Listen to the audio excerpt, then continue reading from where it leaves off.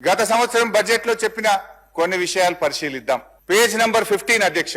రైతుకు నిజమైన మేలు జరగాలనే ఉద్దేశంతో మా ప్రభుత్వం ఒక్కసారి 31,000 కోట్ల రుణమాఫీ చేయాలని సంకల్పించింది.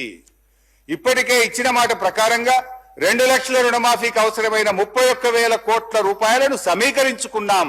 అంటే డబ్బులు రెడీ పెట్టుకున్నాం. ఈసారి బడ్జెట్ లో ఏం చెప్పిన అధ్యక్ష, 20,000 కోట్లు మాత్రమే చేశారు అని చెప్తున్నారు అధ్యక్ష. పోనీ మిగతాది ఎప్పట్లోగా చేస్తారో చెప్పడం లేదు అధ్యక్ష.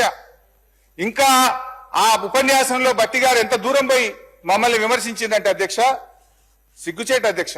చేతగానమ్మకు మాటలు ఎక్కువ అన్నట్లు రుణమాఫీలో పూర్తిగా విఫలమైన గత ప్రభుత్వ నాయకులు మా చిత్తశుద్ధిని శంకిస్తూ ప్రజలను తప్పుదోవ పట్టించేందుకు శతవిధాలా ప్రయత్నం చేస్తున్నాం. ఇవాళ ఎవరు చేతగానోళ్ళు అధ్యక్ష? ఇవాళ చేతగానోళ్ళు ఎవరు? మాట తప్పినోళ్ళు ఎవరు? చిత్తశుద్ధి లేని వాళ్ళు ఎవరో ఈ శాసనసభ సాక్షిగా ఈ రాష్ట్ర ప్రజలందరికీ అర్థమైంది కదా అధ్యక్ష.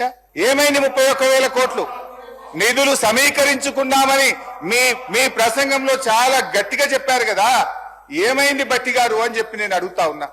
అదేవిధంగా పేజ్ నంబర్ 17 అధ్యక్ష. రైతు భరోసా పేరిట ఎకరానికి 15,000 చెల్లించాలి మా ప్రభుత్వ సంకల్పం అన్నారు. ఏమైంది మీ సంకల్పం? ఎక్కడ పోయింది మీ రైతు భరోసా? పథకం పేరు మార్చారు తప్ప 15,000 ఇవ్వలేదు. పోయిన బడ్జెట్ స్పీచ్ లో 15,000 ఇస్తామని చెప్పి స్పష్టంగా మీ ఉపన్యాసంలో చెప్పారు.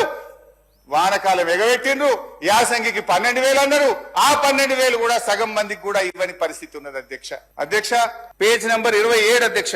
బడ్జెట్ లో రైతులతో పాటు కౌలు రైతులకు గతంలో కన్నా భిన్నంగా రైతు భరోసా సాయాన్ని ఇవ్వడానికి మార్గదర్శకాలు చేసుకున్నాం.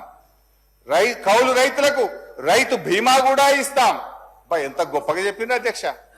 అది విన్న కౌలు రైతుల గుండెలు ఉప్పొంగినాయి ఆ రోజు.